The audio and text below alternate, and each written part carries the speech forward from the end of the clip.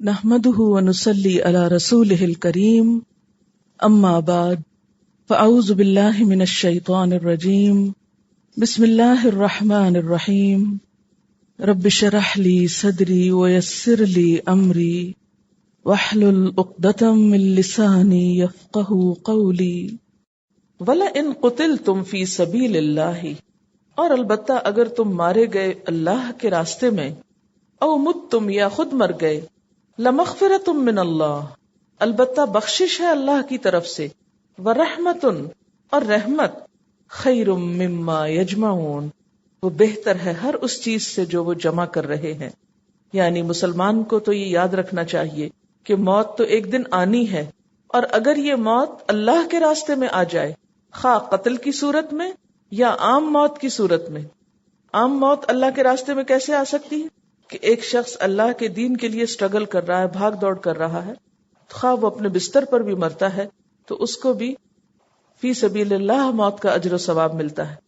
مثلا طالب علم، اس کے بارے میں کیا حکم ہے کہ جو شخص اپنے گھر سے علم حاصل کرنے کے لیے نکلا اور اس راستے میں اس کو موت آئی تو وہ فی سبیل اللہ ہے، ایک طرح سے اسے شہادت کا درجہ ملتا ہے۔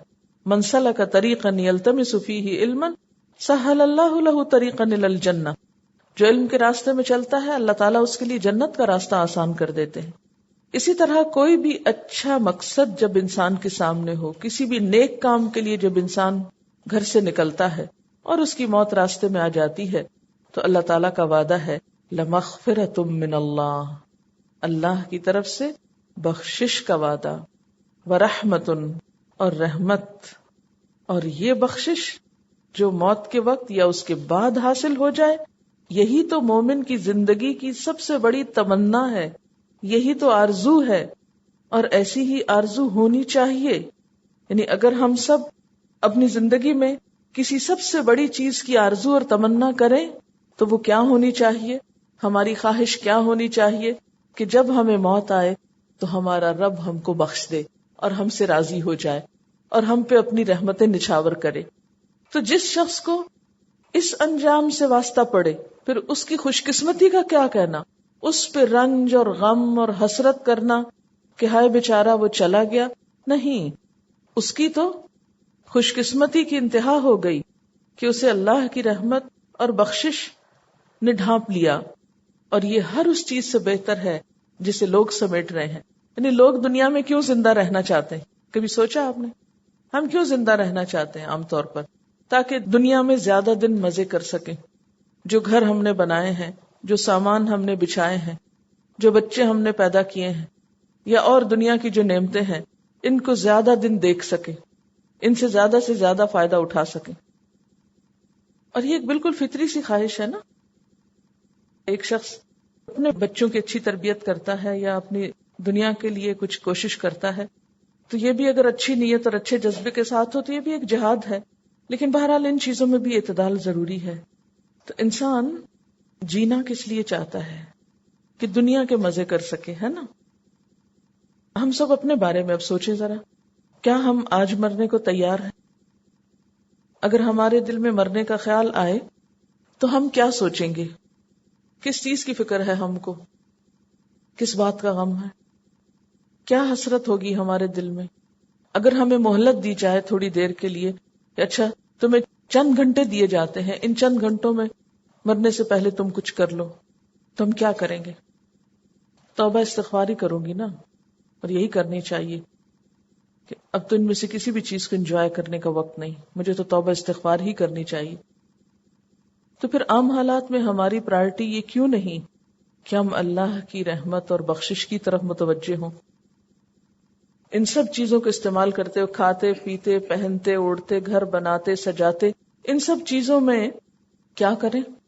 ترجیح کس کو دیں؟ پھر اسی چیز کو جو ہماری موت کے ساتھ ہی ہماری سب سے بڑی ضرورت ہے، مغفرۃ من اللہ ورحمہ، اللہ کی طرف سے رحمت اور بخشش۔ ایسے طریقے سوچیں، ایسے ذریعے اختیار کریں کہ جن سے یہ چیز واقعی حاصل بھی ہو جائے۔ یہ محض تمنا اور آرزوؤں سے نہیں حاصل ہوتی، اس کے لیے کچھ کرنا پڑتا ہے۔ اور مما یجمعون میں کیا چیز ہے؟ کیا کچھ جمع کرتے ہیں لوگ؟ دنیا کی مال و دولت، اپنی پسند کی چیزیں، جو کچھ ہم نے جمع کر رکھا ہے، ہم میں سے ہر ایک نے کچھ نہ کچھ اکٹھا کر رکھا ہے، تھوڑا یا زیادہ. تو جو کچھ بھی اکٹھا کر رکھا اور جن چیزوں کو ہم بہت قیمتی سمجھتے ہیں اور جن کو کسی کو ہاتھ نہیں لگانے دیتے، ان سب چیزوں سے بہتر کیا ہے؟ بخشش. کیونکہ یہ جمع شدہ چیزیں اب آگے کام آنے والی نہیں ہیں، یہ تو وارثوں نے تقسیم کر لینی. جو مال و دولت، جو سونا چاندی، جو کچھ اکٹھا کر رکھا ہے وہ تو اب سب ڈیوائیڈ ہو جائے گا، یہ آگے چھڑائے گا بھی نہیں. اب یہ اللہ کی رحمت اور بخشش کا ذریعہ نہیں بنے گا. اب کیا بنے گا؟ وہ اچھے کام جو اسی دنیا میں کیے یا اسی دنیا کے ذریعے کیے، اسی مال و دولت کے اور اسی طاقت و قابلیت کے بلبوتے پہ جو اچھے کام کیے، اپنی صلاحیتوں کو جن اچھی چیزوں میں لگایا، اب آگے تو وہ فائدہ دینے والی. فرمایا موت سے کیوں ڈرتے ہو؟ مومن تو ہر وقت موت کے لیے تیار رہتا ہے، وہ تو ہر وقت موت کی تیاری میں رہتا ہے. کیوں؟ اس لیے کہ وہ اللہ سے بخشش اور رحمت کی امید رکھتا ہے. موت کا خوف طبعی تو ہے، لیکن موت سے نفرت مومن نہیں کرتا. مومن موت سے خوف تو رکھتا ہے کہ پتہ نہیں کیا ہو اور کیسی ہو، کیونکہ کوئی پسندیدہ چیز تو نہیں ہے، اسی لیے موت مانگنے سے بھی منع کیا گیا ہے. لیکن موت سے نفرت نہیں کرتا، بلکہ اس کے برعکس موت کی تیاری کرتا ہے اور موت کے بعد کام آنے والی چیزوں پر دھیان رکھتا ہے، ان کو اگنور نہیں کرتا. فرمایا کہ تم اپنے مسلمان بھائیوں کی شہادت پر غمگین کیوں ہو رہے ہو؟ وہ تو شہید ہو کر اللہ کی بخشش اور رحمت کو جا پہنچے. وہ ان سب چیزوں سے بہتر ہے جو تم اکٹھے کر کے بیٹھے ہوئے ہو. وَلَئِن مُتُّمْ، اور البتہ اگر تم مر جاؤ، او قتلتم، یا قتل کیے جاؤ، لَإِلَى اللَّهِ تُحْشَرُونَ، البتہ اللہ کی طرف تم سب اکٹھے کیے جاؤ گے. یعنی اگر قتل نہ بھی ہو تو موت تو آنی ہی آنی ہے، اور تم سب کو اللہ کے پاس جانا ہی جانا ہے، وہاں سب کو اکٹھے ہونا ہے. یہ ایک ایسی حقیقت ہے جس سے کوئی بھی فرار نہیں حاصل کر سکتا. اس لیے اگر ایسا ہونا ہے تو پھر اس کی تیاری رکھو، اس حقیقت کو نظر انداز نہ کرو، اس کو بھولو مت. فَبِمَا رَحْمَةٍ مِّنَ اللَّهِ لِنْتَ لَهُمْ، پس اللہ کی رحمت کی وجہ سے آپ ان کے لیے نرم دل ہیں. لنتا کا لفظ جو ہے لام یہ نون سے ہے، لینا کہتے ہیں کھجور کے نرم گوشے کو، نرم مزاج. اللہ کی رحمت کی وجہ سے آپ سے مراد نبی صلی اللہ علیہ وسلم، لنت لہم، ان کے لیے نرم مزاج ہیں. کن کے لیے؟ صحابہ کرام کے لیے. کیوں؟ اس لیے کہ آپ صاحب خلق عظیم تھے، بہت بلند اخلاق کے مالک تھے، جیسا کہ قرآن پاک میں آتا ہے وَإِنَّكَ لَعَلَىٰ خُلُقٍ عَظِيمٍ، اور بے شک آپ اخلاق کی بلندیوں پہ فائز ہیں. وَلَوْ كُنْتَ فَظًّا، اور البتہ اگر آپ بد اخلاق ہوتے، بدخو ہوتے، بد کلام ہوتے. فَظًّا کا لفظی معنی ہوتا ہے وہ گندا پانی جو غلاظت سے بھری آنتوں کے اندر ہوتا ہے. تو بد کلامی اور بد اخلاقی کو بھی اس گندے پانی سے تشبیہ دی گئی. فرمایا اگر آپ بد اخلاق ہوتے، غلیظ القلب، سنگ دل ہوتے، سخت دل ہوتے، لن فضوا من حولک، البتہ وہ آپ کے آس پاس سے منتشر ہو جاتے، بکھر جاتے. فاعف عنہم، بس آپ ان سے درگزر کیجئے، ان کو معاف کر دیجئے. واستغفر لہم، اور ان کے لیے بخشش مانگیے. وشاورہم فی الامر، اور معاملات میں ان سے مشورہ کیجئے. فاذا عزمت، پھر جب آپ عزم کر لیں یعنی کام کرنے کا پکا ارادہ کر لیں. فتوکل علی اللہ، تو اللہ پر بھروسہ کریں. ان اللہ یحب المتوکلین، بے شک اللہ تعالی توکل کرنے والوں سے محبت رکھتا ہے. جیسا کہ آپ جانتے ہیں کہ جنگ احد میں نبی صلی اللہ علیہ وسلم کو جسمانی اور روحانی دونوں طرح بہت تکلیف پہنچی تھی. آپ کا دندان مبارک بھی شہید ہوا، اور آپ کو اس بات کا بھی غم تھا کہ بہت سے مسلمان شہید ہو گئے اور مسلمانوں کی فتح شکست میں بدل گئی. لیکن ان ساری باتوں کے باوجود اللہ تعالیٰ نے صحابہ کرام کو معاف کر دیا تھا. اور آپ یہ بھی جانتے ہیں کہ اس ساری شکست کا سبب نبی صلی اللہ علیہ وسلم کی نافرمانی تھی. اس بات کا بھی آپ کو غم تھا. لیکن اس ساری بات کے باوجود اللہ تعالیٰ نے صحابہ کرام کو معاف کر دیا، جیسے کہ پیچھے آپ پڑھ چکے ہیں. عفا اللہ عنہم، آپ صلی اللہ علیہ وسلم نے بھی صحابہ کو معاف کر دیا تھا، لیکن ان لوگوں کو کچھ شبہ تھا کہ شاید آپ نے اوپر اوپر سے معاف کیا ہو اور دل میں آپ ابھی تک خفا ہوں. تو اس وقت یہ بتایا گیا کہ نہیں، پیغمبر کا طریقہ یہ نہیں ہوتا.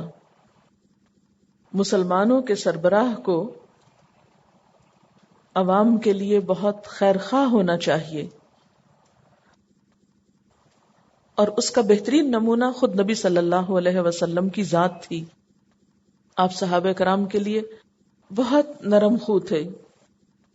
اس سارے حادثے کے باوجود آپ نے ان پر کسی قسم کے غصے کا اظہار نہیں کیا، ان کا کوئی مواخذہ نہیں کیا. اس ساری ناکامی کے زخم کے باوجود انہیں کسی قسم کی کوئی سزا نہیں دی، بلکہ ان کو معاف کر دیا. فرمایا یہ دراصل اللہ کا آپ پر خاص کرم ہے کہ آپ کے دل میں ان لوگوں کے لیے جنہوں نے اتنی بڑی غلطی کی، ان کے لیے نرمی ہے، ان کے لیے محبت ہے، ان کے لیے خیر خواہی ہے. یہ اللہ تعالی کی خاص رحمت ہے آپ پر کہ آپ ان کے لیے نرم دل ہیں. اور اگر آپ سنگ دل ہوتے تو یہ سب آپ کے آس پاس سے چلے جاتے. آپ جانتے کہ صحابہ کرام حضور صلی اللہ علیہ وسلم پر اپنی جان نچھاور کرتے تھے، آپ سے بے پناہ محبت کرتے تھے. اس کی وجہ کیا تھی؟ آپ ان میں کو مال تقسیم نہیں کرتے تھے، اور خصوصاً جنگ بدر اور احد کے موقع پر تو ابھی اتنا کچھ تھا بھی نہیں مسلمانوں کے پاس.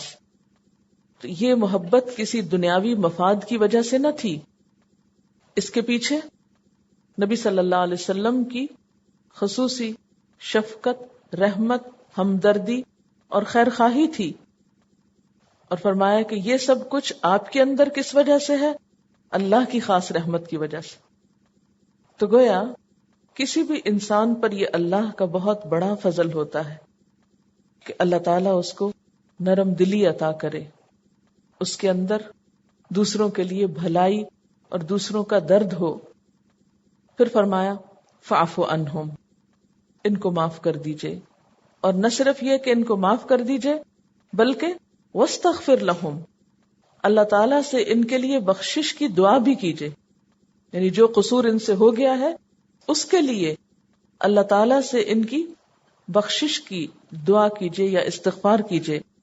وشاورہم فی الامر، یعنی نہ صرف یہ کہ معاف کریں اور دعا مانگے، بلکہ اس کے علاوہ آئندہ ان سے مختلف کاموں میں مشورہ بھی کرتے رہیں. یعنی جیسے جنگ احد سے پہلے آپ کا ان کے ساتھ معاملہ تھا، جنگ احد کے بعد بھی آپ کا معاملہ ویسا ہی رہے. اس ساری غلطی کے باوجود آپ کے رویے میں کوئی فرق نہ آئے. یہاں یہ بات پتہ چلتی ہے کہ مسلمانوں کے سربراہ کو کیسا ہونا چاہیے. یہاں بھی دراصل لیڈرشپ کوالٹیز کا پتہ چلتا ہے. اور وہ کوالٹیز کیا ہیں؟ کہ ایک سربراہ کے اندر کسی کے لیے بغض، نفرت، کینہ اور حسد نہیں ہونا چاہیے. جو شخص لوگوں کی رہنمائی کر رہا ہو اس کے دل میں کسی کے لیے نفرت، بغض، حسد اور کینہ نہیں ہونا چاہیے. حتیٰ کہ اس وقت بھی نہیں ہونا چاہیے جب اس کے ساتھیوں یا فالوورز کی طرف سے کوئی بڑی غلطی ہو جائے. یعنی بڑی سے بڑی غلطی ہونے کے باوجود بھی دل میں کوئی میل اور کدورت نہیں رکھنی چاہیے، بلکہ دوسروں کو معاف کر دینا چاہیے اور ان کے ساتھ اسے ویسا ہی رویہ رکھنا چاہیے جیسا اس غلطی سے پہلے کا ہو. پھر آپ دیکھیے کہ اس سب کا حکم اللہ تعالیٰ خود بھی دے رہے ہیں نا. آپ اپنے آپ کو اس جگہ پر رکھ کر دیکھیں کہ اگر کوئی آپ کی بات نہ مانے اور اس بات کے نہ ماننے کی وجہ سے کوئی بہت بڑا نقصان ہو جائے تو آپ کا رویہ اس کے ساتھ کیا ہوگا. اپنے بچوں کا ہی سوچ لیجیے، کیونکہ ہم خواتین عموماً لیڈرز ہیں اپنے گھروں میں. جیسے کہ حضور صلی اللہ علیہ وسلم نے بھی فرمایا کہ وَالْمَرْأَةُ رَاعِيَةٌ فِي بَيْتِ زَوْجِهَا، کہ عورت اپنے شوہر کے گھر میں نگران ہے. پھر آپ دیکھیے کہ ایسے موقع پر آپ کیا کرتے ہیں. جب آپ اپنے بچوں کو کوئی کام کرنے کو کہیں، مثلا گھر میں صفائی ہو رہی، اس طرح صرف اور پانی پھینک دیا کہ اس میں پھسلن ہو، آپ نے کہا بھی یہ کہ پانی خشک کر لو، لیکن بچی نے اس بات پہ دھیان ہی نہیں دیا کہ بہت پھسلن ہو رہی ہے، اور ماں نے کہا بھی ہے کہ پانی خشک کر لو، اور اچانک آپ کا پاؤں اس پہ پڑا اور آپ گر گئے اور آپ کو چوٹ لگ گئی. اب غصہ پہلے سے زیادہ ہوگا نا، دودھ ابلنے سے زیادہ. اب آپ دیکھیں کہ اس موقع پر اب آپ کیا کریں گے. ایسے غصے کے موقع پر آپ کا رویہ کیا ہوگا؟ اللہ تعالیٰ فرماتے ہیں فاعف عنہم، ان کو معاف کر دو، واستغفر لہم، ان کے لیے دعا بھی کرو، وشاورہم فی الامر، ان کو ڈسکارڈ نہیں کرو، ان سے آئندہ مشورہ بھی کرو، ان کو اپنے ساتھ جوڑے رکھو. دوبارہ کام بھی کرواؤ، غلطی کے باوجود دوبارہ ان سے کام لو. اس سے ترقی ہوتی. لیکن اگر چھوٹی چھوٹی باتوں پر ماں باپ یہ کہنے لگے کہ جاؤ دور ہو جاؤ، تم میری نگاہوں سے کبھی نظر نہ آؤ، اور نکل جاؤ اس گھر سے اور چلے جاؤ. پھر اسی طرح شوہر اور بیوی کا معاملہ آپ دیکھیں. عام حالات میں بچوں کے لیے تو پھر بھی ماؤں کے دل میں بہت محبت ہوتی، غلطی کے باوجود معاف کر ہی دیتی. لیکن کچھ اور تعلقات اور کچھ اور رشتے ایسے ہوتے ہیں کہ جن میں مزید مشکل ہوتی. مثلا ساس اور بہو کا معاملہ ہو، اگر بہو کی کسی حرکت سے ساس کو تکلیف پہنچی ہو، پھر اس کے بعد اس کا رویہ کیسا ہوگا. یا پھر شوہر اور بیوی کا معاملہ ہو، اگر بیوی سے کوئی غلطی ہو جائے اور غلطی ایسی ہو کہ جس کے نتیجے میں شوہر کو مالی یا جانی نقصان ہو جائے، تو اس موقع پر کیا وہ ایسے رویے کا مظاہرہ کر سکتا ہے؟ تو جو شخص بھی ذمہ دار ہو، جس شخص کو بھی اللہ نے دنیا میں کوئی اتھارٹی دے رکھی ہے، یا جس کے پاس بھی کچھ پار ہے یا اقتدار ہے یا درجہ ہے، ان سب کے لیے اس میں بہترین نمونہ ہے کہ معاشرے کے بہترین انتظام کے لیے، بہترین ترقی کے لیے یہ بات انتہائی ضروری ہے کہ اپنے ساتھیوں کی غلطیوں کو معاف کیا جاتا رہے. ورنہ تو آپ دیکھیے کہ اگر آپ اختلاف کرنے لگیں گے، اور اختلاف بھی ایسا کہ دوسرے کی غلطی پہ اس کو آؤٹ، تو پھر آپ تنہا رہ جائیں گے کام کرنے کو. اگر چھوٹی چھوٹی غلطیوں پہ لوگوں کو آپ اپنے سے کاٹنا شروع کر دیں، ان کو نکالنا شروع کر دیں، تو ایک دن کیا آئے گا کہ آپ اکیلے بیٹھے ہوں گے، اور پھر اپنے آپ پہ غصہ آئے گا اور خود کو بھی شوٹ کر لیں گے. ایسی تو خودکشیاں ہوتی. تو زندگی کا یہ کٹھن امتحان صبر کا تقاضا کرتا ہے. جہاں تک حضور صلی اللہ علیہ وسلم کی لوگوں کے لیے شفقت اور محبت تھی، اس کے بارے میں ایک حدیث آتی ہے، مسند احمد میں ہے کہ آپ صلی اللہ علیہ وسلم نے ابو امامہ باہلی کا ہاتھ پکڑ کر فرمایا، اے ابو امامہ، بعض مومن وہ ہیں جن کے لیے میرا دل تڑپ اٹھتا ہے. یعنی اتنی محبت تھی آپ کو لوگوں سے. ترمذی میں ہے، آپ صلی اللہ علیہ وسلم فرماتے ہیں، لوگوں کی آؤ بھگت، خیر خواہی اور چشم پوشی کا مجھے خدا کی جانب سے اسی طرح حکم ہے جس طرح فرائض کی پابندی کا. جیسے نماز پڑھنا مجھ پہ فرض ہے، ایسے ہی یہ بات مجھ پہ فرض ہے کہ میں لوگوں کی خیر خواہی کروں اور ان سے چشم پوشی کروں اور ان کی آؤ بھگت کروں. اور یہی وجہ تھی دین اسلام کے پھیلنے کی. عام طور پر جب ہم دین پھیلانے لگتے ہیں تو کیا کرتے ہیں؟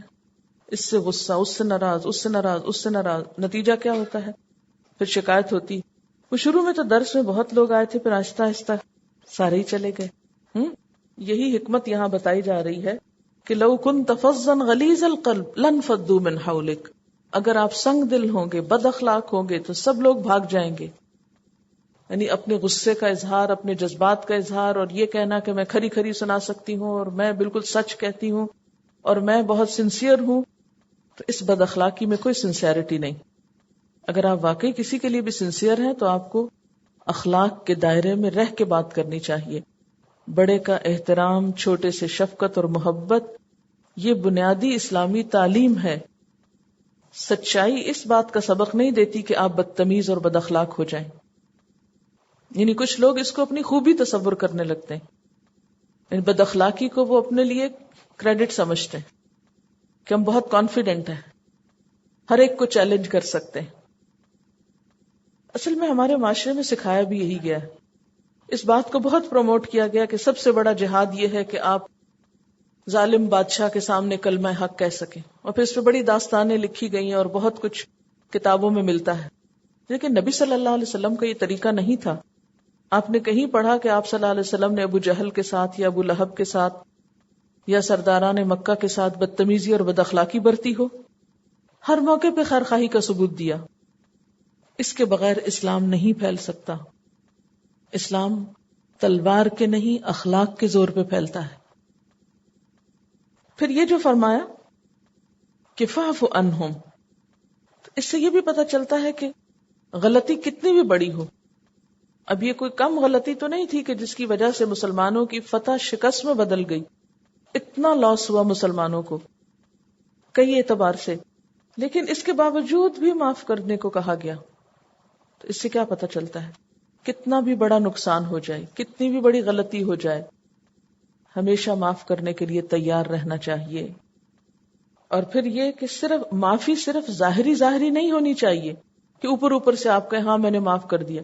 دل سے معاف کرنا چاہیے. اور اس کی دلیل کیا ہوگی کہ آپ اس شخص کے لیے اللہ سے بھی دعا کریں کہ یا اللہ تو بھی اس کو معاف کر دے. میں نے معاف کر دیا، یا اللہ تو بھی معاف کر دے. یہ بہت بڑے حوصلے کی بات ہے، یہ چھوٹی سی بات نہیں.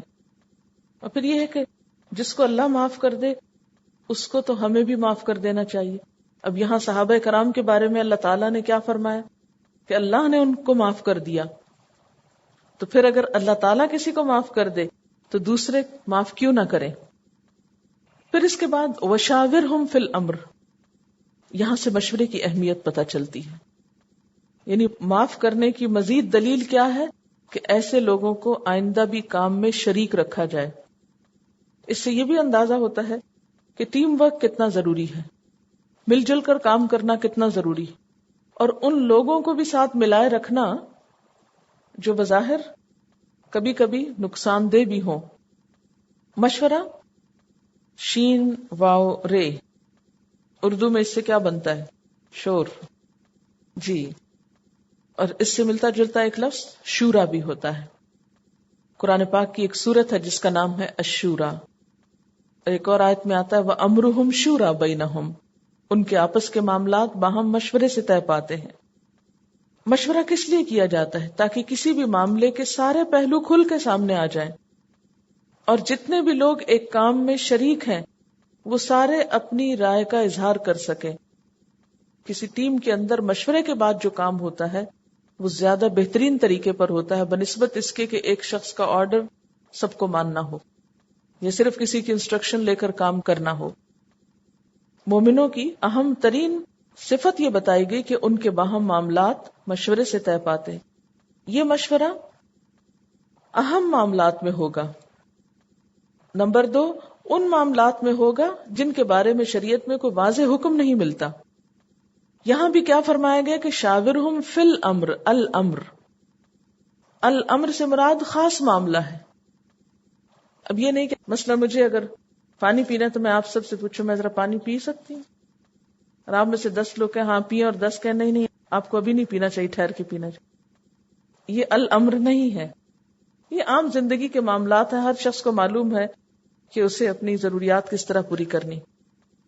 لیکن الامر میں پھر کیا آتا ہے؟ نمبر 1 اہم معاملات، نمبر 2 حکومت کے معاملات، اور نمبر 3 وہ معاملات جن میں شریعت نے واضح حکم نہ دیا ہو. یعنی قرآن پاک میں کوئی واضح حکم نہیں ملتا، حدیث میں کوئی اس معاملے میں واضح حکم نہیں ملتا. تو یہاں پر یہ فرمایا جا رہا ہے کہ وشاورہم فی الامر، اہم معاملات میں ان سے بھی مشورہ کیجیے. یہاں پر ایک اور بات قابل ذکر ہے کہ نبی صلی اللہ علیہ وسلم کو تو ساری ہدایت بذریعہ وحی ملتی تھی، پھر آپ کے لیے مشورہ کرنا کیوں ضروری تھا؟ اس کی ایک وجہ تو یہ بتائی جاتی ہے کہ صحابہ کرام کی دلجوئی مقصود تھی، تاکہ وہ بھی ہول ہارٹیڈلی خوشی کے ساتھ آپ صلی اللہ علیہ وسلم کے ساتھ تعاون کریں. پھر جس سے مشورہ کیا جاتا ہے اس کو مشورہ لینے والے کے ساتھ ایک اپنائیت اور ایک تعلق محسوس ہوتا ہے، یعنی باہم ایک تعلق کو مضبوط کرنے کے لیے. پھر اسی طرح جیسا کہ پہلے میں نے عرض کیا کہ خاص طور پر ان معاملات میں مشورے کی ضرورت ہوتی ہے جس پر اللہ اور اس کے رسول صلی اللہ علیہ وسلم کی طرف سے کوئی حکم ہمیں نہ ملے. اور نبی صلی اللہ علیہ وسلم صحابہ کرام سے ان امور میں مشورہ کرتے تھے جن کے بارے میں اللہ تعالیٰ کی طرف سے کوئی واضح ہدایت نہیں آتی تھی. مثلاً جنگ احد میں آپ نے مشورہ کیا کہ جنگ مدینہ کے اندر لڑی جائے یا باہر نکل کر لڑی جائے. اگر اللہ کی طرف سے حکم آ جاتا کہ اندر لڑی جائے تو آپ صلی اللہ علیہ وسلم کبھی صحابہ کرام سے مشورہ نہ کرتے بلکہ اللہ تعالیٰ کے حکم پر عمل کر لیتے. تو ایسے معاملات جن پر واضح قرآنی حکم موجود ہو، مثلا نماز کا حکم قرآن پاک میں آیا، تو آپ کو کیا کرنا ہے؟ نماز پڑھنے کے لیے اللہ کا حکم ماننا یا کسی سے مشورہ کرنا ہے؟ اب نماز کے لیے تو آپ کسی سے مشورہ نہیں کریں گے. مشورہ ان چیزوں میں کیا جاتا ہے جہاں پر دین کا واضح حکم موجود نہ ہو. تو نبی صلی اللہ علیہ وسلم جو صحابہ کرام سے مشورہ کر رہے تھے وہ بھی اسی وجہ سے تھا، ورنہ جہاں اللہ تعالیٰ کا حکم موجود تھا وہاں آپ مشورہ نہیں کیا کرتے تھے. پھر اسی طرح یہ بھی ہے کہ مشورہ ان لوگوں سے کرنا چاہیے جو معاملے سے متعلق ہوں. ہر راہ چلتے شخص سے مشورہ نہیں کرنا چاہیے، ٹھیک ہے نا؟ یعنی جو بھی کسی معاملے سے متعلق لوگ ہوں ان سے مشورہ کرنا ضروری ہے. نبی صلی اللہ علیہ وسلم نے فرمایا جو شخص کسی کام کا ارادہ کرے اور باہم مشورہ کرنے کے بعد اس کے کرنے یا نہ کرنے کا فیصلہ کرے تو اللہ تعالیٰ کی طرف سے اس کو صحیح اور مفید صورت کی طرف ہدایت مل جاتی ہے. یعنی جو شخص مشورہ کرتا ہے اس کو اللہ تعالیٰ کی طرف سے بھی ایک تائید حاصل ہوتی، ایک غیبی مدد ہوتی ہے اس کی. پھر اسی طرح یہ کہ دینی معاملات میں مشورہ، حضرت علی رضی اللہ تعالیٰ عنہ فرماتے ہیں کہ میں نے نبی صلی اللہ علیہ وسلم سے عرض کیا کہ آپ کے بعد اگر ہمیں کوئی ایسا معاملہ پیش آ جائے جس کا حکم قرآن میں نازل نہیں ہوا اور آپ سے بھی اس کے متعلق کوئی ارشاد ہم نے نہ سنا ہو تو ہم کیا کریں؟ آپ نے فرمایا کہ ایسے کام کے لیے اپنے لوگوں میں سے عبادت گزار فقہا کو جمع کرو اور ان کے مشورے سے اس کا فیصلہ کرو، کسی کی تنہا رائے سے فیصلہ نہ ہوگا. اور ایسے ہی مشوروں کو پھر اجتہاد کا نام دیا جاتا ہے. پھر آپ دیکھیے کہ جس سے مشورہ کیا جاتا ہے وہ امانت دار ہوتا ہے، اسے صحیح اوپینین دینا چاہیے. حدیث میں آتا ہے کہ اگر کسی سے مشورہ کیا جائے تو اس کو وہ جواب دینا چاہیے جو وہ اپنے لیے پسند کرے. آپ صلی اللہ علیہ وسلم نے فرمایا المستشار مؤتمن اذا استشیر فلیشرہ بما هو صانع لنفسہ. جس سے مشورہ طلب کیا جائے وہ امانت دار ہوتا ہے. جب اس سے مشورہ لیا جائے تو اسے چاہیے کہ وہ مشورہ دے جو وہ اپنے ساتھ کرنے والا ہے. یعنی مشورے میں خیانت نہیں کرنی چاہیے، خیرخواہی پر مبنی مشورہ دینا چاہیے. اسی طرح مشورے کی ایک صورت استخارہ ہے جس میں اللہ تعالیٰ سے کسی کام کے کرنے یا نہ کرنے کا مشورہ کیا جاتا ہے اور دعا کی جاتی، اللہ تعالیٰ سے خیر طلب کی جاتی. وآخر دعوانا ان الحمد للہ رب العالمین. سبحانک اللہم وبحمدک نشہد ان لا الہ الا انت نستغفرک ونتوب الیک. والسلام علیکم ورحمۃ اللہ وبرکاتہ.